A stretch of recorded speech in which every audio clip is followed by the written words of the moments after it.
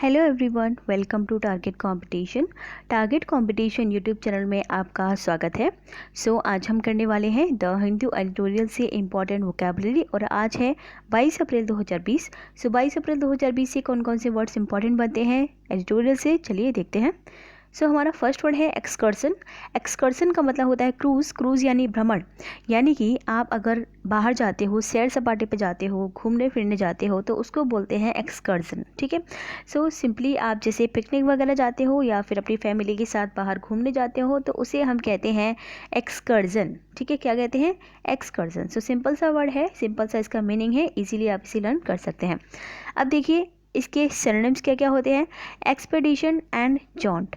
Expedition का मतलब होता है जैसे कि अगर कोई रिसर्च करने के लिए बाहर निकला है, यानी कि जब कोई पर्सन यानी कि या कोई ग्रुप रिसर्च करने के लिए बाहर निकलते हैं तो उसे कहते हैं अभियान दल, यानी कि उनकी एक टीम होती है। यानी कि a short trip made for a particular purpose, एक शॉर्ट ट्रिप जो कि एक पर्टिकुलर पर्पस के लिए बनाई गई हो। ठीक है, उसे कहते हैं एक्सपेडिशन। ठीक है, I hope this is clear. Expedition का मतलब आपको समझ में आ गया होगा। अब देखिए जॉन्ट। जॉन्ट का मतलब होता है वही आपका घूमना फिरना, यानी कि सैर सपाटा एक तरह से, उसे कहते हैं जॉन्ट। यानी कि एक तरह का शॉर्ट एक्सकर्जन और जर्नी फॉर प्लेजर, यानी कि आपने एक घूमने फिरने गए हो जो कि एक प्लेजर के लिए है। ठीक है, उसे कहते हैं जॉन्ट। यानी कि एक्सकर्जन एंड जॉन्ट लगभग सेम है, बस एक्सपेडिशन थोड़ा सा डिफरेंट है। एक्सपेडिशन का मतलब होता है आप रिसर्च करने के लिए बाहर निकले हो। आई होप दिस इज क्लियर। सभी के मीनिंग आपको समझ में आ गए होंगे। क्रूज का मतलब होता है एक्सकर्जन। ठीक है, excursion cruise both equal. Now antonyms इनके क्या क्या होते हैं। हेल्ट एंड स्टॉप। हेल्ट का मतलब होता है रुकावट, स्टॉप का मतलब भी होता है रुकावट। ठीक है, I hope this is clear. अब देखिए एग्जाम्पल सेंटेंस में से किस तरीके से यूज़ करना है। Our island excursion of Honduras was filled with touring the landmarks. क्या लिखा है? आवर इसलैंड एक्सकर्जन, यानी कि हमारे इसलैंड की जो यात्रा थी, यानी कि जो भ्रमण था, यानी कि घूमना फिरना था, जो इसलैंड में जो हमारा घूमना फिरना था। अब इसलैंड कौन सा? हॉन्डुरास का इसलैंड। ठीक है, was filled with tourist touring the landmarks, जो किससे फिल हो गया? लैंडमार्क्स के टूर करने से। ठीक है, ये इसका मीनिंग दिया गया है। एंड एक्सकर्जन का यूज़ हमने कैसे किया है? एज अ वर्ब यहाँ पर किया है, क्योंकि आप देख सकते हैं यहाँ पर जो इसलैंड है वो एज अ सब्जेक्ट यूज़ किया जा रहा है। उसके बाद हमने एज अ वर्ब एक्सकर्जन का यूज़ यहाँ पर किया है। इसी तरह सेंटेंस में इसका यूज़ एज अ वर्ब किया जाता है। ठीक है, इस तरह आप स्मॉल सेंटेंस खुद भी बना सकते हैं। आप खुद से ही एक सेंटेंस बनाइए, उसमें एक्सकर्जन का एज अ वर्ब यूज़ करके देखिए। अपने आप से अगर आप सेंटेंस बना के ऐसे वर्ड्स का यूज़ करते हैं तो इससे आपको और जल्दी वर्ड्स याद होते हैं। तो चलिए नेक्स्ट वर्ड है फॉक्सी। फॉक्सी इसका मतलब होता है मिलनसार, यानी कि कैजुअल, यानी कि किसी पर्सन का मिलनसार होना। ठीक है, मिलनसार का मतलब होता है लाइक आप किसी से जैसे घुल मिल जाते हो बातें करने में, उसे बोलते हैं फॉक्सी। ठीक है, हॉमी एंड इनफॉर्मल क्या हो जाएंगे? इसके सिनोनिम्स हो जाएंगे। एंड एंटोनिम्स इसके क्या क्या होते हैं? Formal and cold. Formal and cold का मतलब होता है कि आप किसी से फॉर्मल तरीके से मिल रहे हो, जैसे कि आप अगर किसी मीटिंग के लिए गए हो तो मीटिंग में फॉर्मल तरीके से मिलना होता है, जबकि आप अगर अपने रिश्तेदारों के यहाँ गए हो या फिर अपने अपने फ्रेंड के यहाँ गए हो तो ऐसी कंडीशन में आप कैजुअली उनसे मिलते हो, यानी कि फॉर्मली फॉक्सी बोलते हैं उसको। एंड इनफॉर्मल भी आप बोल सकते हो कि इनफॉर्मल तरीके से आप मिलते हो। ठीक है, अब देखते हैं एग्जाम्पल सेंटेंस क्या है इसका। Anuradha is a foxy fellow, यानी कि अनुराधा कैसी फेलो है? फॉक्सी फेलो है, यानी कि एक कैजुअल लड़की है, यानी कि लाइक मिलनसार एक पर्सनैलिटी है उसकी। ठीक है, अनुराधा की कैसी पर्सनैलिटी है? एक तरह से मिलनसार पर्सनैलिटी है। तो ये आप किसी पर्सन के लिए भी यूज़ कर सकते हो जिसे आप समझते हो कि वो मिलनसार है। एंड ये क्या होता है? एडजेक्टिव होता है। एज एन एडजेक्टिव इसका यूज़ किया जाता है, जैसे कि यहाँ पर किया गया है अनुराधा के लिए फॉक्सी का यूज़।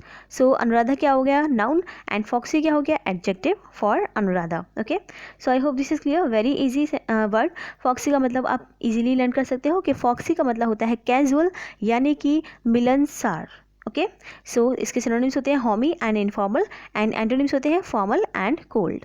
चलिए नेक्स्ट वर्ड है क्रेविंग। क्रेविंग का मतलब होता है स्ट्रॉन्ग डिज़ायर, यानी कि आपको अगर किसी चीज़ की बहुत ही स्ट्रॉन्ग डिज़ायर है तो उसे कहते हैं क्रेविंग। ठीक है, अब इसके सिनोनिम्स क्या क्या होते हैं? Appetite and hankering. ठीक है, यानी कि इसका मतलब वही कि अगर आप किसी चीज़ के लिए बहुत ही ज़्यादा क्रेव कर रहे हो, यानी कि बहुत ही ज़्यादा एक तरह की स्ट्रॉन्ग डिज़ायर है आपके अंदर किसी चीज़ के लिए, तो उसे कहते हैं क्रेव करना, यानी कि एपेटाइट करना भी इसका मेन मीनिंग सेम जो है होता है, ठीक है। सो एपेटाइट का मतलब होता है आपका एक और चीज़, जैसे कि आप भूख से तड़प रहे हो, ठीक है। सो हंगर है, ठीक है, भूखे हो, यानी कि a natural desire to satisfy a bodily need specially for food, यानी कि एक नेचुरल डिज़ायर होना सेटिस्फाई करने के लिए बॉडी की नीड को, स्पेशली कौन सी बॉडी की नीड, जैसे कि फूड हुआ, ठीक है, उसको सेटिस्फाई करने के लिए एक नेचुरल डिज़ायर होना, उसे कहते हैं एपेटाइट, ठीक है। इसी तरह से हैंकरिंग का मीनिंग होता है वही, जैसे कि स्ट्रॉन्ग डिज़ायर होना किसी चीज़ के लिए। ओके, सो अब देखते हैं इसके एंटोनिम्स क्या क्या होते हैं। Disgust and dislike. So disgust and dislike are the antonyms of craving, ठीक है। सो क्योंकि यहाँ पे क्या था, स्ट्रॉन्ग डिज़ायर था क्रेविंग का मीनिंग, और इसके एंटोनिम्स क्या क्या हो जाएंगे, डिसगस्ट एंड डिसलाइक, यानी कि डिसगस्ट यानी कि कोई ऐसी चीज़ जो कि आपको पसंद ना हो, ठीक है, एंड डिसलाइक मतलब जिसे आप पसंद ना करते हो। ओके, अब देखिए एग्जाम्पल सेट है इसमें क्रेविंग को किस तरीके से यूज़ करना है। His mind is full of unpleasant unsatisfied craving. उसका माइंड कैसा है, उसका माइंड भरा हुआ है किन चीज़ों से, अनप्लीजेंट क्रेविंग से, अनसेटिस्फाइड क्रेविंग से, यानी कि ऐसी क्रेविंग जो कि बहुत ज़्यादा स्ट्रॉन्ग डिज़ायर हो उसको, ऐसी चीज़ों के लिए जो कि अनप्लीजेंट है एंड अनसेटिस्फाइड है, यानी कि लाइक डिज़ायर्स फिनिश ना होती हो किसी की, बढ़ती ही जाती हो, तो वो क्या होंगी, अनसेटिस्फाइड होंगी, ठीक है, अनप्लीजेंट होगी, ठीक है। सो इस तरीके से इसका इसमें यूज़ किया गया है। एंड आप देख सकते हो क्रेविंग का यूज़ हमने यहाँ पर कैसे किया है, क्रेविंग का यूज़ हमने यहाँ पर एज अ नाउन किया है, ठीक है। सो अनसेटिस्फाइड आपका एडजेक्टिव हो गया यहाँ पर, एंड क्रेविंग क्या हो गया, आपका नाउन हो गया। सो एज अ नाउन इसका हम सेंटेंस में यूज़ करते हैं। इसी तरह से आप भी एक सेंटेंस बना के इसका यूज़ कर सकते हैं। चलिए नेक्स्ट वर्ड है क्विर्क। क्विर्क का मतलब होता है पागलपन, यानी कि पागलपन हो जाना किसी के अंदर। सो माइंड का जो है थोड़ा सा ख़राब हो जाना, उसको बोलते हैं पागलपन। एंड इसकी मीनिंग जो है इंग्लिश में क्या होता है, एसेंट्रिसिटी, ठीक है, क्या होता है, एसेंट्रिसिटी। इसके सिनोनिम्स क्या क्या होते हैं, oddity and foible. Oddity and foible are the synonyms of quirk. And इसके एंटोनिम्स क्या क्या होते हैं, नॉर्मेलिटी एंड इनेबिलिटी, ठीक है, यानी कि नॉर्मेलिटी एंड इनेबिलिटी। अब देखते हैं example sentence. Wearing only pink socks is Gayatri's oddest क्विक, यानी कि वियरिंग ओनली पिंक शॉक, यानी कि पिंक शॉक खाली वियर करना गायत्री का क्या है, एक तरह का पागलपन है या उसकी एक एसेंट्रिसिटी है, ठीक है। So I hope this is clear. इस तरीके से इसका सेंटेंस में यूज़ किया जाता है। एंड क्विर्क का मीनिंग हम इस तरीके से भी कह सकते हैं, जैसे कि किसी पर्सन की कोई पर्टिकुलर हैबिट होना, यानी कि किसी पर्सन की एक बिहेवियरल जो हैबिट होती है, ठीक है, उसे भी इस तरीके से हम बोल सकते हैं। सो यानी कि किसी पर्सन की एक फिक्स हैबिट होना कि उसके अलावा वो कुछ और ना करता हो, ठीक है ना। जैसे कि यहाँ पर हम बोल रहे हैं गायत्री की एक जो हैबिट थी वो क्या थी, पिंक सॉक्स को वियर करना, ठीक है। सो ये होता है क्विर्क, यानी कि an acute hollow between convex और अदर मॉडलिंग्स, यानी कि एक पर्सन की कोई बिहेवियरल जो है हैबिट होना, ठीक है, उसे कहते हैं। चलिए तो अब देखिए मैंने आपको बताया एसेंट्रिसिटी। एसेंट्रिसिटी का मतलब होता है एक तरह से किसी पर्सन के अंदर क्या होना, सनक का होना, यानी कि the quality of being eccentric, deviation of a curve और ऑर्बिट फ्रॉम सर्कुलरिटी। ये जो मैंने बोला एसेंट्रिसिटी एक तरह से उसमें भी यूज़ किया जाता है मैथ्स में, जैसे कि डेविएशन ऑफ अ कर्व और ऑर्बिट फ्रॉम सर्कुलरिटी। लेकिन इसका वैसे जो मीनिंग होता है वो होता है किसी पर्सन का विरोध करना, जैसे कि, ठीक है ना, एंड सनक होना किसी पर्सन के अंदर, ठीक है, उसको बोलते हैं eccentricity. So I hope this is clear. And सनक यानी कि वही पागलपन के सेंस में इसका यूज़ किया जा रहा है। एंड ऑडिटी का मतलब क्या होता है, देखिए ऑडिटी का मतलब होता है किसी पर्सन का कैसा होना, लाइक निराला आदमी होना, लाइक मौजी आदमी होना, किसी पर्सन का कैसा अनोखा होना, मौजी होना, यानी कि अ स्ट्रेंज और पेक्युलर पर्सन थिंग और ट्रेट, को किसी स्ट्रेंज पर्सन का होना, किसी पेक्युलर पर्सन का होना, ठीक है, यानी कि एक तरह से अनोखा आदमी होना। अनोखा आदमी यानी कि ऐसा, जैसे कि यहाँ पे गायत्री के बारे में बात की जा रही है कि गायत्री एक पिंक शॉक्स ही वियर करती है और किसी कलर का शॉक्स जो है वो वियर नहीं करती है, तो ये एक अनोखी बात है, ठीक है। तो ऐसे पर्सन को बोलते हैं हम ऑडिटी, ठीक है। ऑडिटी यहाँ पे कैसे बना है वर्ड, तो ये समझ लीजिए, क्योंकि देखिए ऑड का मतलब क्या हो गया कि इसके अंदर एक ऑड आदत है, किसी पर्सन के अंदर एक ऑड आदत होना, उसी से बना है ये ऑडिटी। इस तरह से आप इसको हिंट के तौर पे याद कर सकते हैं, ठीक है। फॉइबल का मतलब देखिए, फॉइबल का मतलब क्या होता है, फॉइबल का मतलब होता है चरित्र की दुर्बलता, किसी पर्सन की जो चरित्र है उसमें जो दुर्बलताएं हैं, यानी कि उसके अंदर कुछ हीनताएं हैं, यानी कि अ माइनर वीकनेस है किसी पर्सन के अंदर, ठीक है, अ माइनर वीकनेस और एसेंट्रिसिटी इन समवंस कैरेक्टर, यानी किसी पर्सन के अंदर थोड़ी सी वीकनेस होना, एंड एसेंट्रिसिटी होना यानी कि सनक होना एक तरह की। सो उसको बोलते हैं क्या, फॉइबल, ठीक है। सो यानी कि एक तरह का वीकर पार्ट होना किसी पर्सन का, ठीक है। I hope this is clear. So ये आपको समझ में आ गया होगा इसका मतलब क्या होता है। एंड जो किसी का चरित्र मतलब एक कमज़ोर होता है तो उसे भी बोलते हैं फॉइबल, ठीक है। चलिए, सो फॉल्ट को भी बोल सकते हैं फॉइबल, फॉल्ट हो गया, फ्लॉ हो गया, ठीक है, गिल्ट हो गया। चलिए अब देखिए इसके एंटोनिम्स क्या क्या होते हैं, नॉर्मलिटी एंड इनएबिलिटी, जो कि मैंने आपको बता दिया। अब देखिए एग्जांपल सेट है, हमने देख ही लिया, और यहाँ पे हम देखेंगे कि क्विर का यूज़ किस तरीके से किया गया है। तो यहाँ पे आप देख सकते हो क्विर का यूज़ कैसे किया गया है। यहाँ पे इसका यूज़ किया गया है गायत्री के बाद गायत्रीज ऑडेस्ट क्विर्क, यानी कि नाउन की तरह इसका यूज़ जो है किया गया है। गायत्री की ऑडेस्ट क्विर्क, ऑडेस्ट क्या है, इसके लिए एडजेक्टिव है, क्विर्क के लिए, एंड क्विर्क क्या है, नाउन है, ठीक है। सो इस तरीके से इसका एज अ नाउन सेंटेंस में यूज़ किया जाता है। आप भी एज अ नाउन इसके सेंटेंस में यूज़ कर सकते हैं। जैसे कि आप बोल सकते हैं माई क्विर्क हैबिट इज़, इस तरह से आप कोई अपनी हैबिट बता सकते हैं, ठीक है। चलिए नेक्स्ट है क्रीक। क्रीक का मतलब होता है स्क्वीक, यानी कि चरमराना, यानी कि ग्रोन करना, स्क्रीच करना। यानी कि देखिए क्रीक का मीनिंग सीधे सीधे ये होता है, जैसे कि आपके यहाँ कोई वुड टेबल है, यानी कि अगर कोई लकड़ी की टेबल है, तो जब आप उसे खिसका कर ले जा रहे होते हैं तो उसमें एक आवाज़ आती है, ठीक है। तो उसी आवाज़ के लिए बोला जा रहा है क्रीक, यानी कि एक तरह से चढ़ चढ़ के उसमें आवाज़ आना, उसे कहते हैं क्रीक करना, ठीक है। सो या फिर कोई ऑब्जेक्ट है, लाइक मैंने जैसे बताया, जब वो हार्श साउंड करता है, जब आप उसे मूव करते हो तो उसे बोलते हैं क्रीक, ठीक है। I hope this is clear. और वो साउंड क्यों होता है, क्योंकि जब आप मूव करते हो टेबल को तो उसका प्रेशर पड़ता है फर्श पर, उसकी वजह से ये आवाज़ करता है, ठीक है। सो अब देखिए इसके सिनोनिम्स क्या क्या होते हैं, grown and screech. Grown and screech क्या होते हैं, इसके सिनोनिम्स होते हैं, तो ग्रोन एंड स्क्वीक। अब इससे पहले मैं आपको बताती हूँ स्क्वीक का मीनिंग। स्क्वीक का मीनिंग होता है चीखना, यानी कि एक तरह की चूं चूं की आवाज़ करना, यानी कि मेगा हाई पेस्ड साउंड और क्राई, एक तरह का हाई पेस्ड वाला साउंड होना, ठीक है, या क्राई होना, ठीक है। शॉर्ट होना भले ही, लेकिन हाई पेस्ड वाला साउंड या फिर क्राई होना। And succeed in achieving something bye a very narrow margin, या फिर इसका मीनिंग एक और होता है, वो ये होता है कि आपने बहुत ही नैरो मार्जिन से किसी चीज़ को सक्सेस किया है, यानी कि पाया है, ठीक है, अचीव किया है, सो उसे कहते हैं। एंड इसके अलावा जो इसका मेन मीनिंग होता है वो यही होता है, लाइक चूं चूं की आवाज़ करना, चिल्लाना, ठीक है, और उसको बोलते हैं क्या, स्क्वीक, ठीक है, स्क्वीक करना। एंड इसके अलावा ग्रोन का मीनिंग देखिए क्या होता है। ग्रोन का मीनिंग होता है आपका एक तरह से पीड़ा से चिल्लाना, लाइक आप दुखी हैं एंड दुखी होके आप चिल्ला रहे हैं, ठीक है। या फिर कोई एनिमल है जो कि जिसको पेन हो रहा है तो वो चिल्ला रहा है, ठीक है। So make a deep inarticulate sound in response to pain or despair, यानी कि एक डीप और इनआर्टिकुलेट साउंड करना, किस लिए, कि एक पेन में और एक डेस्पेयर में, ठीक है, उसे कहते हैं क्या, ग्रोन कहते हैं। तो यानी कि आप पेन में हो और उस वक्त जब आप चिल्लाते हो तो उसको कहते हैं ग्रोन करना, ठीक है। तो यहाँ पे सारे साउंड से ही रिलेटेड वर्ड्स हैं एंड डिफरेंट डिफरेंट वर्ड्स हैं, जैसे कि ग्रोन का मतलब था कि जब कोई आप परेशान हो तब आप चिल्ला रहे हो। स्क्वीक का मतलब होता है बेवजह चूं चूं की आवाज़ करना। एंड क्रीक का मतलब होता है जैसे कि आप किसी टेबल को मूव कर रहे हो तो उसमें से जो आवाज़ आती है, जो साउंड आता है, उसे क्रीक कहते हैं, ठीक है। तो सबके जो है डिफरेंट डिफरेंट यहाँ पे मीनिंग है। इसी तरह से देखिए स्क्रीच का मीनिंग क्या होता है। स्क्रीच का मीनिंग होता है लाइक चिल्लाना, इसका मतलब भी होता है लाइक एक हार्श क्राई होना, एक लाउड क्राई होना, एक पार्सिंग क्राई होना, ठीक है। कहे वो पर्सन का भी हो सकता है, एनिमल का भी हो सकता है, ठीक है। यानी कि एक फटी सी आवाज़, एक तेज चीखने वाला शब्द, ठीक है, एक चिल्लाने वाला शब्द, उसको बोलते हैं क्या, स्क्रीच करना। सो देखा आपने सारे वर्ड साउंड से रिलेटेड है, क्रीक भी है, स्क्वीक भी है, ग्रोन भी है, स्क्रीच भी है, ठीक है। सो स्क्रीक मतलब चिल्लाना, क्रीक मतलब भी जैसे टेबल को हमने मूव किया तो उसमें से चरचर की आवाज़ आना, उसको बोलते हैं क्रीक। स्क्वीक का मतलब भी होता है चिल्लाना। एंड क्या होता है, ग्रोन का मतलब होता है किसी एनिमल का दर्द में चिल्लाना या किसी पर्सन का दर्द में चिल्लाना, ठीक है। अब देखिए इसके एंटोनिम्स क्या क्या होते हैं। एंटोनिम्स इसके होते हैं सीधे सीधा मम्बल एंड विस्पर। मम्बल का मतलब देखिए क्या होता है, जैसे कि बुदबुदाना जो होता है उसे कहते हैं मम्बल, ठीक है। Say something indistinctly and quietly making it difficult for others to hear, यानी कि कुछ ऐसा कहना जो कि आप क्वाइटली कह रहे हो, धीरे से कह रहे हो, जो कि और लोग समझ ना पाए, लेकिन आप जिसको बताना चाह रहे हो वो लोग समझ जाएं, ठीक है।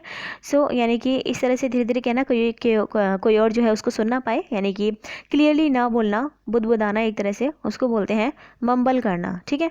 एंड विस्पर करने का देखिए मीनिंग क्या होता है। विस्पर करने का मीनिंग भी यही होता है कि एक तरह से लाइक आप धीरे धीरे बोल रहे हो, किसी के कान में कुछ बोल रहे हो, ठीक है। Speak very softly using one's breath without one's local vocal cords specially for the sake of privacy.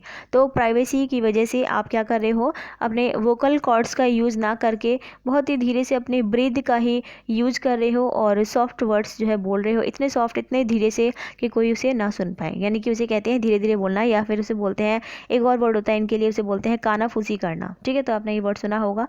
And इसको हम इस तरीके से इसका यूज़ करते हैं। ठीक है, so I hope this is clear. ये सॉफ्ट वॉइस होती है। अब देखिए एग्जाम्पल सेंटेंस में किस तरीके से इसका यूज़ करते हैं। There was a loud creak in the corridor. यहाँ पर बोल रहा है कि कॉरिडोर में एक लाउड क्रीक जो है हो रहा था। ठीक है, क्या हो रहा था, कॉरिडोर में एक लाउड क्रीक, यानी कि एक तरह से चरचर की आवाज़ हो रही थी। एंड यहाँ पे आप देख सकते हो कि क्रीक का यूज़ हम कैसे कर रहे हैं, एज अ नाउन कर रहे हैं, एंड एज अ वर्ब भी इसका सेंटेंस में यूज़ किया जा सकता है। यहाँ पर एज अ नाउन इसका यूज़ मैंने करके दिखाया आपको। ठीक है, वैसे इसका यूज़ जो है एज अ वर्ब भी आप कर सकते हैं। So I hope this is clear. So creak का मीनिंग हमने देख लिया, एंड इसका यूज़ भी देख लिया, as a noun and as a verb भी इसका यूज़ कर सकते हैं। जैसे कि हम बोल सकते हैं किसी बर्ड के लिए या फिर किसी टेबल के लिए, that the table was creaking. हम बोल सकते हैं the table was creeping, the table is creaking. ठीक है, तो क्रीकिंग वहाँ पे किस तरीके से यूज़ हुआ, एज अ वर्ब यूज़ हुआ, और यहाँ पे कैसे यूज़ हो रहा है, एज अ नाउन यूज़ हो रहा है। ठीक है, चलिए आगे बढ़ते हैं। नेक्स्ट है अनफाइंड। अनफाइंड का मतलब होता है ओरिजिनल, यानी कि अनफाइंड का मतलब होता है सीधे सीधे कोई चीज़ जो कि बिल्कुल ओरिजिनल हो। ठीक है, जिसमें कोई मिलावट ना हो। ठीक है, जैसे कि अगर आप पेड़ से अभी अभी किसी फल को तोड़ के लेके आए हो तो वो क्या है, ओरिजिनल है, उसमें कोई मिलावट नहीं है। नहीं तो आजकल क्या होता है, केमिकल वगैरह डाल के जो है मिलावट कर देते हैं बाद में, या फिर फल तोड़ने के बाद उन पर कलर चढ़ा दिया जाता है। ठीक है, तो उसे बोलते हैं क्या, उसे बोलते हैं इन ओरिजिनल, और ये है आपका ओरिजिनल। ठीक है, सो अनफाइंड का मतलब होता है ओरिजिनल चीज़, एंड इसके सिनोनिम्स क्या क्या होते हैं, जेन्युइन एंड रियल। किसी पर्सन का कैसा होना, जेन्युइन होना, रियल होना, उसे कहते हैं। ठीक है, ओरिजिनल। एंड एंटोनिम्स इसके क्या क्या होते हैं, प्रिटेंशियस एंड काउंटरफीट। ठीक है, प्रिटेंशियस एंड काउंटरफीट जो है इसके एंटोनिम्स होते हैं। अब देखिए प्रिटेंशियस का मीनिंग होता है एक तरह का अभिमानी होना। ठीक है, या फिर कपटी होना या झूठ बोलना। ठीक है, यानी कि attempting to impress by affecting greater importance, यानी कि अपना ग्रेटर इंपॉर्टेंस, टैलेंट या कल्चर, ये सब अफेक्ट करके अपना इम्प्रेस जो है शो करना। ठीक है, and that is actually possessed, so उसको बोलते हैं, यानी कि एक तरह का पर्सन जो कि अभिमानी हो, यानी कि बहुत ही ज़्यादा एरोगेंट पर्सनैलिटी हो किसी की। ठीक है, एंड प्रिटेंशियस का मतलब होता है मिथ्या दावेदार, यानी कि झूठा दावा करने वाला। ठीक है, झूठा दावा करने वाला उसे कहते हैं प्रिटेंशियस। ठीक है, एंड काउंटरफीट का मतलब देखिए, काउंटरफीट का मतलब क्या होता है, इसका मतलब होता है एक तरह का जाली बनाना, या फिर एक तरह का नकली, जैसे कोई अगर नकली चीज़ें बनाता है तो उसको हम बोलेंगे। ठीक है, एंड कोई पर्सन जो कि बेकार है, यानी कि एक मोल्डी पर्सनैलिटी है किसी पर्सन की, फॉल्स पर्सनैलिटी है। ठीक है, a fraudulent imitation of something else, a forgery. ठीक है, फॉर्जरी का मतलब क्या, लाइक आपने कोई फॉर्ज डॉक्यूमेंट्स बनाए या फॉर्ज आपने सिग्नेचर किए तो उसे कहते हैं फॉर्जरी। ठीक है, सो यानी किसी पर्सन का एक तरह का नकली होना, उसको बोलते हैं क्या, काउंटरफीट। ठीक है, अब देखिए एग्जाम्पल सेंटेंस में किस तरीके से इसे यूज़ करते हैं। The reality show was completely unfeigned and free of scripted fights, यानी कि अनफाइंड यहाँ पे देखो यूज़ किया गया है, तो यहाँ पे बोल रहे हैं the reality show was completely unfeigned, यानी कि रियलिटी शो कैसा था, कम्प्लीटली अनफाइंड था, यानी कि ओरिजिनल था। ठीक है, और अनफाइंड का मतलब क्या होता है, original. So reality show completely unfeigned था, यानी कि ओरिजिनल था, and free of scripted fights, यानी कि वो फ्री था किस चीज़ से, स्क्रिप्टेड फाइट से, यानी कि स्क्रिप्ट बनाने की जो फाइट होती है, स्क्रिप्ट लिखने की जो फाइट होती है, उससे वो फ्री था। वो रियलिटी शो कैसा था, बिल्कुल अनफाइंड था, यानी कि ओरिजिनल था। ठीक है, सो इस तरीके से इसका यूज़ किया गया है। एंड आप देख सकते हैं यहाँ पे हमने कम्प्लीटली अनफाइंड, यानी कि यहाँ पे एडजेक्टिव की तरह इसका यूज़ जो है किया गया है, क्योंकि हम रियलिटी शो कैसा था ये बता रहे हैं अनफाइंड वर्ड से, और रियलिटी शो के लिए हम अनफाइंड का अगर यूज़ कर रहे हैं तो अनफाइंड क्या हो गया, एडजेक्टिव, क्योंकि रियलिटी शो क्या है, नाउन है। तो नाउन के लिए जब हम किसी वर्ड का यूज़ करते हैं तो वो क्या होता है, एडजेक्टिव होता है। That's why unfeigned use here as an adjective. Okay, so यहाँ पे आपको सबका मीनिंग समझ में आ गया होगा। प्रिटेंशियस मतलब ऐसा पर्सन जो कि लाइक किसी को अपने ऊपर बहुत ज़्यादा अभिमान हो, या फिर जो झूठा दावा करता हो, उसको बोलते हैं प्रिटेंशियस। काउंटरफीट मतलब नकली चीज़ें बनाना, नकलीपन होना, उसको बोलते हैं काउंटरफीट। अनफाइंड का मतलब होता है कोई चीज़ जो कि ओरिजिनल है, एंड जेन्युइन एंड और रियल क्या हो जाएंगे, इसके सरनेम्स हो जाएंगे। ठीक है, चलिए। सो बंगल का मतलब क्या होता है, देखिए मैशअप होना, यानी कि एक तरह का ब्लंडर हो जाना, मिसमैनेज हो जाना, लाइक सभी चीज़ों का क्या हो जाना, एक तरह से मिक्स हो जाना। ठीक है, उसे बोलते हैं क्या, बंगल। ठीक है, बंगल का मतलब क्या होता है कि सभी चीज़ों का एक तरह से मिक्स हो जाना, यानी कि एक तरह का घपला हो जाना, गोलमाल हो जाना, घोटाला करना, किसी पर्सन ने घोटाला कर दिया।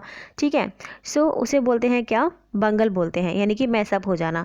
अब देखिए ब्लंडर का मतलब भी वही हुआ, ब्लंडर हो जाना, यानी कि एक तरह से सभी चीज़ों का घोलमाल हो जाना या मिक्सचर हो जाना। ठीक है, सो ब्लंडर का मतलब होता है एक एक तरह की बहुत बड़ी भूल हो जाना, बहुत बड़ी गलती हो जाना, तभी तो ये सब हो जाता है। ठीक है, सो बहुत बड़ी भूल, बहुत बड़ी गलती, उसे कहते हैं ब्लंडर। ठीक है, यानी कि बिना सोचे समझे कह डालना कुछ, या फिर एक बहुत ही स्टूपिड और बहुत ही केयरलेस सी मिस्टेक हो जाना, उसे कहते हैं ब्लंडर। एंड मिसमैनेज का मतलब होता है मिसमैनेजमेंट। ठीक है, यानी कि मैनेज ना कर पाना चीज़ों को अच्छे से, उसे कहते हैं मिसमैनेज। अब देखिए इसके एंटोनिम्स क्या क्या होंगे, मैनेज एंड फिक्स। मिसमैनेज का एंटोनिम क्या होगा, मैनेज होगा। एंड ब्लंडर यानी कि कोई गलती आपसे हो गई तो वो उसे कैसे ठीक किया जाएगा, फिक्स करके। दैट्स वाई ये फिक्स एंड मैनेज इसके बिल्कुल अपोजिट हैं, और इसीलिए इसके एंटोनिम्स हो जाएंगे। ठीक है, अब देखिए एग्जाम्पल सेंटेंस में से किस तरीके से यूज़ करते हैं। He was fired as he could bungle the simplest of task given to him, यानी कि उसे फायर कर दिया गया। क्यों, क्योंकि he could bungle the simplest task of given to him, यानी कि वो बंगल जो है कर देता था सिंपल से सिंपल टास्क को भी जो कि उसको दिया गया था। ठीक है, यानी कि उसको दिए गए सिंपल से सिंपल टास्क को भी वो बंगल कर देता था, यानी कि मैशअप कर देता था। ठीक है, उसको इसलिए उसको क्या कर दिया गया, इसलिए उसको फायर जो है कर दिया गया। ठीक है, इसको जो है ड्यूटी से निकाल दिया गया, क्योंकि वो सिंपल से सिंगल चीज़ों पर भी गोलमाल कर देता था, घोटाला कर देता था। ठीक है, चलिए सो यहाँ पे आप देख सकते हो एज अ वर्ब यहाँ पे इसका यूज़ किया जा रहा है कुड के बाद। कुड क्या है, मॉडल वर्ब है, एंड मॉडल वर्ब कुड के बाद हम जब किसी वर्ब का यूज़ करते हैं तो वो फर्स्ट फॉर्म में होती है, और यहाँ पे इसका एज अ फर्स्ट फॉर्म बंगल का यूज़ किया जा रहा है। ठीक है, चलिए नेक्स्ट है टायरेट। टायरेट का मतलब होता है अब्यूज़, यानी कि आक्षेप, यानी कि रैंटिंग एंड डिनंशिएशन। यानी कि टायरेट का मीनिंग होता है एक तरह से एक लॉन्ग या फिर कोई एंग्री स्पीच ऑफ क्रिटिसिज्म और एक्यूजेशन, यानी कि किसी ने एक एंग्री स्पीच दी। ठीक है, एंग्री स्पीच यानी गुस्से वाली स्पीच जिसमें किसी की निंदा की गई हो, किसी की बुराई की गई हो, सो उसे कहते हैं टायरेट, यानी कि एक निंदा वाला भाषण, एक बुराई वाला भाषण, एक long angry speech of criticism. ठीक है, दैट इज़ कॉल्ड टायरेट। अब देखिए एब्यूज़ का मतलब क्या होता है, एब्यूज़ का मतलब भी वही होता है एक तरह का अपशब्द का यूज़ करना, गाली का यूज़ करना। ठीक है, यानी कि उसे कहते हैं abuse. Use something to bad effect or for a bad purpose, misuse करना। ठीक है, उसे कहते हैं एब्यूज़ करना। एंड अब देखते हैं रेंटिंग का मतलब क्या होता है। तो देखिए रेंटिंग का मतलब होता है एक तरह के डींगे मारना। डींगे मारना का मतलब होता है जो पर्सन बहुत ही ज़्यादा फेंकता हो, उसे कहते हैं रेंटिंग। ठीक है, so speak or shout at length in a wild impatient way, यानी कि बोलना एंड चिल्लाना एक तरह से वाइल्ड वे में, इम्पेशेंट वे में, यानी कि डींगे मारना, शेखी मारना। कोई पर्सन डींगे मारता है, अपनी शेखी मारता है, उसे कहते हैं कि यार रेंटिंग कर रहा है। हम बोलेंगे यार ये तो रेंटिंग कर रहा है, यानी कि यार ये तो शेखी मार रहा है, डींगे मार रहा है। ठीक है, सो उसे कहते हैं रेंटिंग करना। एंड डिनंशिएशन का मतलब देखिए क्या होता है, डिनंशिएशन का मतलब होता है किसी की निंदा करना। ठीक है, किसी का एक तरह से निंदा करना। And public condemnation of someone और समथिंग, यानी कि पब्लिकली किसी की निंदा करना, उसे कहते हैं डिनंशिएशन, पब्लिकली। ठीक है, यानी कि एक तरह का हम इसको ये भी बोल सकते हैं लाइक अपने किसी का भंडाफोड़ कर दिया। भंडाफोड़ मतलब किसी का जो राज था उसको आपने डिस्क्लोजर कर दिया, डिस्क्लोज कर दिया, यानी कि अपने पर्दाफाश कर दिया एक तरह से उसका, उसकी गलतियों का। ठीक है, सो उसे कहते हैं डिनंशिएशन करना, यानी कि एक तरह का डिनंशिएशन मतलब दो मीनिंग हो गई। एक तो पब्लिक कंडेमनेशन ऑफ समवन और समथिंग। पब्लिक कंडेमनेशन भी तभी होगा जब आप किसी का भंडाफोड़ कर दोगे। ठीक है, पर्दाफाश कर दोगे। ठीक है, उसे बोलते हैं। एंड एक तरह से निंदा करने को भी हम डिनंशिएशन बोल सकते हैं। सो अब देखते हैं इसके एंटोनिम्स क्या क्या होते हैं। प्रेज एंड कॉम्प्लीमेंट इसके एंटोनिम्स होते हैं। प्रेज यानी तारीफ करना, कॉम्प्लीमेंट यानी कि कॉम्प्लीमेंट करना, किसी को प्रशंसा करना। ठीक है, एग्जाम्पल सेंटेंस क्या क्या होते हैं इसके। The employee launched a tirade when fired from his job, यानी कि एम्प्लॉय को जब टायरेट कर दिया गया, यानी कि एम्प्लॉयड को जब फायर कर दिया गया तो उसने क्या किया, उसने टायरेट किया, यानी कि उसने क्या किया, उसने एक बुराई वाला भाषण दिया। ठीक है, किसके लिए, अपने बॉस के लिए। ठीक है, जब एम्प्लॉय को फायर कर दिया गया जॉब से तो उसने एक टायरेट वाला जो है भाषण जो है दिया, यानी कि बुराई वाला भाषण जो है दिया, उसने बुराई की। ठीक है, सो उसने अब्यूज़ किया कहने का मतलब। ठीक है, इस तरीके से हम इसका सेंटेंस में यूज़ कर रहे हैं।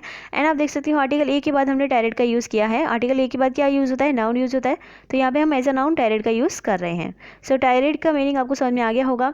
अब्यूज़, रेंटिंग, एंड रेंटिंग का मतलब मैंने आपको बताया था लाइक डींगे मारना, शीखी मारना। ठीक है, डिनंशिएशन का मतलब हमने आपको बताया था पर्दाफाश करना, किसी का भंडाफोड़ करना, डिस्क्लोज करना किसी चीज़ को, उसे कहते हैं डिनंशिएशन। एंड पब्लिकली किसी को कंडेम करना, उसे भी कहते हैं डिनंशिएशन, यानी पब्लिकली किसी की बुराई करना या फिर पब्लिकली किसी को सामने लेकर आना, किसी का पर्दाफाश करना, उसे कहते हैं डिनंशिएशन। ठीक है। एंड प्रेज कम्प्लीमेंट तो आप जानते हैं इसका मतलब क्या होता है। प्रेज मतलब प्रशंसा करना, कम्प्लीमेंट मतलब भी प्रशंसा करना। So I hope this is clear. सभी की मीनिंग हमने समझ लिए हैं। अब बढ़ते हैं आगे। नेक्स्ट वर्ड है कॉकस। कॉकस का मतलब देखिए क्या होता है। कॉकस का मतलब होता है एक तरह से बहुत सारे लोगों ने बैठकर एक कोई मीटिंग की हो, यानी कि a meeting of the members of a legislative body who are members of a particular political party. यानी कि मान लो कोई पॉलिटिकल पार्टी है, उसके जो मेंबर्स हैं उन्होंने एक मीटिंग की है, तो उसे कहेंगे कॉकस। ठीक है। यानी कि to select candidates of decide or decide policy, यानी कि मान लो बहुत सारे मेंबर जो इकट्ठे हुए हैं कैंडिडेट को सिलेक्ट करने के लिए या पॉलिसी डिसाइड करने के लिए, तो उस मीटिंग को हम क्या बोलेंगे, कॉकस बोलेंगे। ठीक है। क्या बोलेंगे, कॉकस। एंड इसका मीनिंग आपको यहाँ पे साफ साफ दिख भी रहा होगा, लिखा हुआ है group gathered to make decision, यानी कि ग्रुप का इकट्ठा होना किस लिए, डिसीजन लेने के लिए। ठीक है। अब देखिए गैदरिंग एंड कन्वेंशन इसके सिनोनिम्स हो जाएंगे। गैदरिंग का मतलब होता है इकट्ठा होना, गैदरिंग का मतलब क्या होता है, इकट्ठा होना। ठीक है। एंड कन्वेंशन का मतलब क्या होता है, एक तरह का सम्मेलन, यानी कि परंपरा, यानी कि एक तरह का सभा होना। सभा मतलब जहाँ पर सब लोग इकट्ठे हुए हो, इकट्ठे होकर किसी बात पर बात कर रहे हो। ठीक है। So a way in which something is usually done especially with in a particular area or activity, यानी कि कुछ ऐसा करना जो कि एक पर्टिकुलर एरिया और एक्टिविटी में जो है किया जा रहा है, यानी कि एक तरह का सम्मेलन होना। सम्मेलन हम एक तरह से कह सकते हैं कि कुछ एक तरह का फंक्शन होना। ठीक है। सो एंड इसके अलावा हम बोल सकते हैं किसी एक तरह का सभा होना, लाइक कुछ लोगों की सभा हुई है। ठीक है, उसे बोल सकते हैं। सो एक तरह से हम ये भी बोल सकते हैं an agreement between countries covering particular matters specially one less formal than a treaty, यानी कि एक तरह का कंट्रीज़ के बीच में एक एग्रीमेंट होना। ठीक है। कुछ पर्टिकुलर मैटर्स पर, उसको भी बोल सकते हैं कन्वेंशन होना। ठीक है। सो हमने कॉकस देख लिया। कॉकस का मतलब क्या होता है, लाइक पॉलिटिकल पार्टी है कुछ, और पॉलिटिकल पार्टी के जो मेंबर्स हैं उनका मीटिंग होना, उसे कहते हैं कॉकस। एंड यानी कि यहाँ पे लिखा हुआ है group gather to make decisions. Gathering का मतलब होता है इकट्ठा होना। कन्वेंशन का मतलब मैंने आपको बताया सम्मेलन होना या फिर किसी सभा का होना। ठीक है। अब देखिए एंटोनिम क्या क्या होते हैं इसके, इंडिविजुअल एंड वन। अब क्योंकि इंडिविजुअल यहाँ पे इंडिविजुअल का मतलब क्या हुआ, अकेला, एंड वन का मतलब क्या हुआ, एक। सो इसका इंडिविजुअल एंड वन इसके एंटोनिम्स क्यों हैं, क्योंकि यहाँ पर कॉकस, गैदरिंग, कन्वेंशन, ये जो कॉकस हो सकती है तो सभी लोगों के साथ मिलकर हो सकती है, गैदरिंग भी सभी लोगों के साथ ही हो सकती है, एंड कन्वेंशन भी सभी लोगों के साथ ही हो सकती है। लेकिन इसी के अपोजिट अगर एक बंदा हो तो उसे इंडिविजुअल कहा जाएगा, वन कहा जाएगा, तो ये बिल्कुल अपोजिट हो गया। एक तरफ सभी बंदे, एक तरफ एक बंदा, सो क्या हो गया, अपोजिट हो गया। That's why individual and one are opposite, यानी कि एंटोनिम्स ऑफ कॉकस। ठीक है। सो अब देखते हैं एग्जाम्पल सेट में किस तरीके से यूज़ करना है। The legislative caucus had a long discussion over the new bill. यहाँ पे लिखा हुआ है जो लेजिस्लेटिव कॉकस थी। ठीक है। कॉकस यानी कि मैंने आपको बताया ये नाउन होता है। ठीक है। कॉकस क्या होता है, नाउन होता है, तो यहाँ पे ये एज अ नाउन यूज़ किया जा रहा है। तो जो लेजिस्लेटिव कॉकस थी had a long discussion over the new bill. Legislative caucus ने क्या किया, लॉन्ग डिस्कशन किया, किस पर, न्यू बिल पर। ठीक है। सो इस तरीके से इसका यहाँ पे कॉकस का एज अ नाउन हमने यूज़ किया है। इसी तरह से आप भी सेंटेंस में इसका एज अ नाउन यूज़ कर सकते हैं। तो चलिए आगे बढ़ते हैं। टमल्ट, टमल्ट का मतलब होता है चाउस, यानी कि कोलाहल, यानी कि शोर मचना। ठीक है। कोलाहल होना, कोलाहल का मतलब होता है एक तरह के बहुत सारा शोर होना, हंगामा होना, नॉइज़ होना। ठीक है। कॉमोशन का मतलब भी होता है शोर होना, एजिटेशन का मतलब भी होता है शोर होना। सो अब इन तीनों में थोड़ा थोड़ा डिफरेंस क्या है वो मैं आपको बता देती हूँ। टमल्ट का जो मीनिंग होता है वो एग्जैक्टली वो ये होता है, लाइक गुस्सा, मतलब कि एक तरह का शोर मचना। ठीक है। यानी कि एक कन्फ्यूज्ड नॉइज़ होना, यानी कि एक लाउड नॉइज़ है एंड कन्फ्यूज्ड नॉइज़ है। मान लो बहुत एक जगह पर बहुत सारे लोग इकट्ठे हुए हैं एंड बहुत सारी आवाज़ कर रहे हैं, नॉइज़ हो रही है, तो वो एक कन्फ्यूज नॉइज़ है, किसी की बात समझ में नहीं आ रही है कि वहाँ पे इशू क्या है, वहाँ पे क्या हुआ है जिसकी वजह से वहाँ पे इतना सारा लोग इकट्ठा हुए हैं। ठीक है। सो एक तरह का उसे बोलते हैं टमल्ट होना, यानी कि एक तरह का कन्फ्यूज्ड जो है नॉइज़ होना। ठीक है। सो अब देखिए चाउस का मतलब भी वही हो गया जो टमल्ट का मीनिंग होता है। चाउस मतलब हल्ला गुल्ला होना। एंड कमोशन का मतलब देखिए, कमोशन का मतलब क्या होता है, एक तरह का तहलका मच जाना, यानी कि a state of confused and noisy disturbance. यानी कि इसका मतलब यही होता है कि एक कन्फ्यूज्ड डिस्टर्बेंस होना, नॉइजी डिस्टर्बेंस होना, यानी कि एक तरह का शोरगुल होना। ठीक है। शोरगुल होना उसे क्या कहते हैं, कमोशन, यानी कि खलबली मच जाना। ठीक है। उसे कहते हैं कमोशन, यानी कि एक तरह से हम बेचैनी को भी ये बोल सकते हैं, बेचैनी होना। ठीक है। व्याकुलता होना, उसे भी हम बोल सकते हैं कमोशन। अब देखिए एजिटेशन का मतलब क्या होता है, एजिटेशन का मतलब होता है एक तरह से इसका मतलब यही होता है एक तरह का परेशान हो जाना, यानी कि व्याकुलता होना, अशांति फैल जाना, आंदोलन होना, ठीक है। सो एजिटेशन का मतलब आंदोलन भी होता है, अ स्टेट ऑफ एंड इसका मतलब अ स्टेट ऑफ एंजाइटी और नर्वस एक्साइटमेंट भी होता है, एक तरह का एंजाइटी वाली स्टेट होना, ठीक है, नर्वस होना, ठीक है, नर्वस एक्साइटमेंट होना। एंड आंदोलन भी बोल सकते हैं इसको, एजिटेशन मतलब आंदोलन, ठीक है। सो ये सभी क्या होते हैं, इसके मीनिंग होते हैं। एंड एग्जाम्पल सेंटेंस में देखिए इसको किस तरीके से यूज़ करते हैं, और इसके एंटोनिम्स क्या थे, हार्मोनी एंड पीस। हार्मोनी यानी कि शांति, पीस मतलब शांति, तो शांति वाले वर्ड ही इसके एंटोनिम्स होंगे, क्योंकि टमल्ट का मतलब भी शोर मचाना था, चाउस का मतलब भी शोर मचाना, कमोशन का मतलब भी शोर मचाना, एंड एजिटेशन का मतलब भी आंदोलन के द्वारा शोर मचाना। तो हार्मोनी एंड पीस इसलिए क्या हो जाएंगे, इसके एंटोनिम्स हो जाएंगे। अब देखते हैं एग्जाम्पल सेंटेंस में से किस तरीके से यूज़ करना है। The petrol prices are rising due to the political tumult in the Gulf countries. क्या लिखा है, पेट्रोल प्राइसेस जो है क्या हो रहे हैं, बढ़ रहे हैं, किस वजह से बढ़ रहे हैं, पॉलिटिकल टमल्ट की वजह से गल्फ कंट्रीज़ में। पॉलिटिकल टमल्ट का मतलब है कि पॉलिटिकल जो टमल्ट होता है, यानी कि जो वहाँ पे कोलाहल मचा हुआ है, शोर मचा हुआ है। टमल्ट का मतलब मैंने आपको जैसे कि बताया कि बहुत सारे लोग जो हैं अगर हल्ला गुल्ला कर रहे हैं, कन्फ्यूज्ड नॉइज़ जो है हो रही है, बहुत सारे लोग इकट्ठा हो गए कन्फ्यूज्ड नॉइज़ कर रहे हैं, लाउड नॉइज़ कर रहे हैं, उसे हम कहते हैं टमल्ट, ठीक है। ओके, सो ये था इसका मीनिंग पॉलिटिकल टमल्ट का। एंड हमने देख लिया कि यहाँ पे लिखा हुआ है कि पेट्रोल प्राइसेस जो है बढ़ रहे हैं पॉलिटिकल टमल्ट की वजह से गल्फ कंट्रीज़ में, ठीक है। So I hope this is clear. And हमने देख लिया इसका मीनिंग, और हम देखते हैं इसका टमल्ट का यूज़ हमने कैसे किया है, एज अ नाउन यहाँ पे किया हुआ है। आप देख सकते हैं द के बाद हमने यूज़ किया है द के बाद, एंड जो बीच में ये पॉलिटिकल आ रहा है वो एज एन एडजेक्टिव टमल्ट के लिए वर्क कर रहा है। यहाँ पे जो पॉलिटिकल कैसे वर्क कर रहा है, एज एन एडजेक्टिव यहाँ पे पॉलिटिकल वर्क कर रहा है इस टमल्ट के लिए, और टमल्ट यहाँ पे कैसे यूज़ हुआ है, एज अ नाउन यूज़ हुआ है। तो यहाँ पर आपको कोई प्रॉब्लम नहीं होगी, इसी तरह से आप भी कोई सेंटेंस बना के इसको एज अ नाउन यूज़ कर सकते हैं।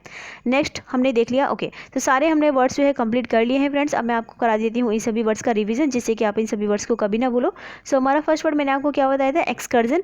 एक्सकर्जन का मतलब मैंने आपको बताया था भ्रमण करना, यानी कि घूमना फिरना, ठीक है। तो बाहर अगर कहीं आप घूमने फिरने जा रहे हो, ठीक है, तो उसे क्या कहेंगे, एक्सकर्जन कहेंगे, ठीक है। सो नेक्स्ट मैंने आपको बताया था फॉक्सी। फॉक्सी का मतलब होता है कैजुअल, यानी कि एक तरह का फॉर्मल होना, ठीक है।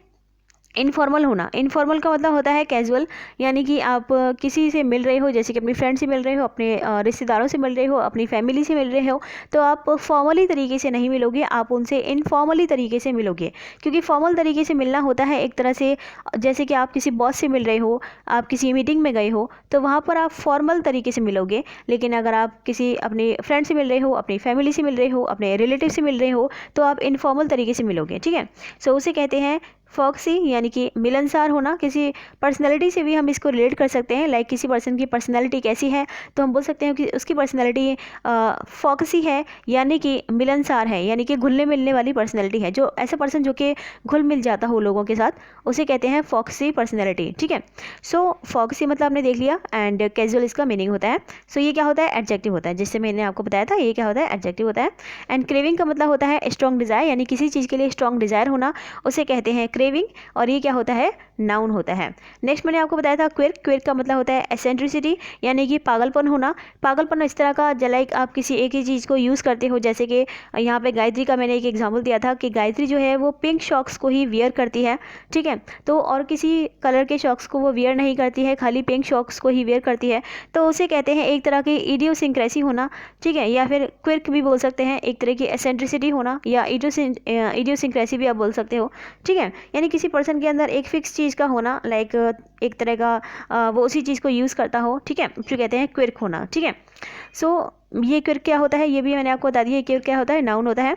अब देखिए नेक्स्ट क्रीक। क्रीक का मतलब होता है चरमराना, यानी कि जब मैंने आपको इसका एक एग्जांपल दिया था कि जब आप किसी वुडन टेबल को मूव कर रहे हो एक जगह से दूसरी जगह, तो मूव करते समय जो वो आवाज़ करती है, चढ़ चढ़ की आवाज़ करती है, उसे कहते हैं क्रीक करना, ठीक है। सो क्रीक का मीनिंग हमने समझ लिया। एंड ये क्या होता है, नाउन वर्ब होता है। ये क्या होता है, क्रीक क्या होता है, वर्ब होता है। नेक्स्ट मैंने आपको बताया था अनफाइंड। अनफाइंड का मतलब होता है ओरिजिनल। कोई चीज़ अगर ओरिजिनल है, ठीक है, तो उसे क्या कहेंगे, अनफाइंड कहेंगे। एंड इसे क्या कहेंगे, जेन्युइन भी कहेंगे, रियल भी कहेंगे। और ये क्या होता है, एडजेक्टिव होता है। नेक्स्ट मैंने आपको बताया था बंगल। बंगल का मतलब होता है मैशअप, यानी कि एक तरह का घपला हो जाना, ब्लंडर हो जाना, मिसमैनेज हो जाना, ठीक है। ब्लंडर का मतलब है कि एक तरह से घोटाला कर देना, एक तरह से गोलमाल कर देना, ठीक है।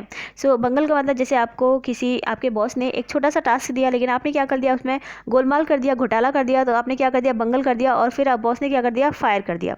सो ऐसा पर्सन जो कि छोटे से टास्क में भी बंगल कर दे, यानी कि गोलमाल कर दे, छोटा हो या बड़ा हो, यानी कि अगर वो बंगल करता है, गोलमाल करता है, घोटाला करता है, तो उसे कहते हैं बंगल करना। घोटाला करना, गोलमाल करना, उसे क्या कहते हैं, बंगल करना, ठीक है, यानी कि मैशअप कर देना चीज़ों को, ठीक है। सो ये कैसे यूज़ किया जाता है, एज अ वर्ब इसको सेंटेंस में यूज़ किया जाता है। नेक्स्ट मैंने आपको बताया था टायरेट। टायरेट का मतलब होता है एब्यूज़ करना, यानी कि आप कोई स्पीच बोल रहे हो और उस स्पीच में आपने बहुत ही निंदा वाला वर्ड जो है, यानी कि एब्यूजिव वर्ड जो है किसी के लिए यूज़ किए हैं या फिर किसी की बुराई की है, तो उसे कहते हैं टायरेट, यानी कि एक ऐसा भाषण जो हेट स्पीच हो, ठीक है, तो उसे कहते हैं टायरेट। एंड ये क्या होता है, नाउन होता है, तो एज अ नाउन इसका यूज़ किया जाता है। नेक्स्ट मैंने आपको बताया था कॉकस। कॉकस का मतलब होता है group gather to make decision, यानी कि ऐसा ग्रुप जो कि इकट्ठा हुआ हो डिसीजन लेने के लिए, उसे कहते हैं कॉकस, ठीक है। तो कॉकस का मतलब होता है group gather to make decisions. I hope this is clear. So next मैंने आपको बताया था टमल्ट। टमल्ट का मतलब होता है चाउस, यानी कि कोलाहल होना, यानी कि बहुत सारा शोर मचाना, ठीक है, उसे कहते हैं टमल्ट। यानी कि बहुत सारे लोग कहीं पर इकट्ठे हो गए हैं तो वहाँ पर क्या हो रहा है, टमल्ट हो रहा है, तो उसके सेंस में इसका यूज़ किया जाता है। और ये क्या होता है, नाउन होता है। सो फ्रेंड्स, इस तरह से हमने सभी वर्ड्स का रिवीजन भी कर लिया है एंड सभी वर्ड्स को हमने समझ भी लिया है। अगर आपको मेरे टेलीग्राम ग्रुप एंड चैनल से जुड़ना है तो उसका लिंक मैंने डिस्क्रिप्शन बॉक्स में एंड कमेंट बॉक्स में दे दिया है। जैसे ही आप टेलीग्राम ग्रुप एंड चैनल के लिंक पर क्लिक करोगे, आप पहुंच जाओगे मेरे टेलीग्राम पेज पर एंड मेरे टेलीग्राम ग्रुप पर, तो वहाँ पर आप उसे ज्वाइन कर सकते हैं। ग्रुप में क्विज़ेस होती है, क्विज़ेस अटेंड करके आप अपनी स्पीड को इंक्रीज़ कर सकते हैं एंड जो स्टडी मटेरियल है वो आपको मेरे चैनल से मिल जाएगा। सो फ्रेंड्स, अगर आपको वीडियो यूजफुल लगी है, अगर आपको सारे वर्ड्स याद हो गए हैं, आप ट्राई कीजिएगा इन सभी वर्ड्स को दोबारा से याद करने की जब भी आप फ्री हो, क्योंकि जितना आप रिवीजन करोगे उतना ही ये वर्ड्स आपके माइंड में सेट हो जाएंगे। और अगर ये वर्ड्स जो है एग्जाम में आते हैं तो आप इन्हें कभी नहीं भूलोगे। एंड क्योंकि द हिंदू से लिए गए हैं तो आप जानते हैं द हिंदू से most of the words exam में आते हैं। So that's why this is very important to revise all these words. Okay, अब अगर आपको वीडियो यूजफुल लगी है तो वीडियो को प्लीज़ लाइक ज़रूर कीजिएगा। अगर आप लाइक करते हैं तो मैं ऐसे ही आपके लिए वीडियो जो है कंटिन्यू रखूँगी। एंड कमेंट करके आप मुझे बता सकते हैं कि आपको वीडियो कैसी लगी है। आप मुझे लाइक कोई अगर आपको डाउट है तो आप मुझे कमेंट बॉक्स में पूछ सकते हैं।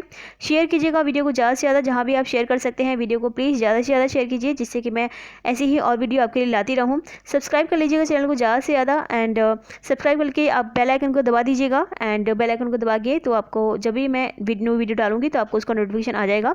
और हाँ, एक इंपॉर्टेंट नोटिफिकेशन आपके लिए, और वो ये कि मैं डेली शाम को 5 बजे यानी कि 5 PM पर लाइव इंग्लिश क्विज सेशन कराती हूँ।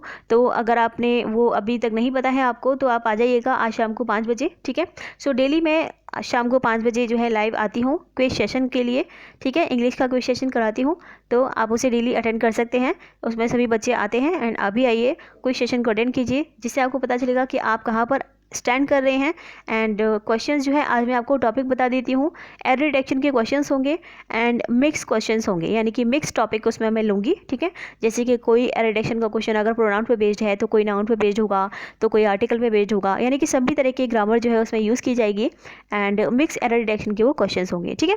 सो ये जो क्विज है वो 5 PM पर है, आप उसे अटेंड कर सकते हैं। आप रेडी रहिएगा 5 PM पर। सो मिलते हैं 5 PM पर लाइव सेशन में। Thank you for watching the video.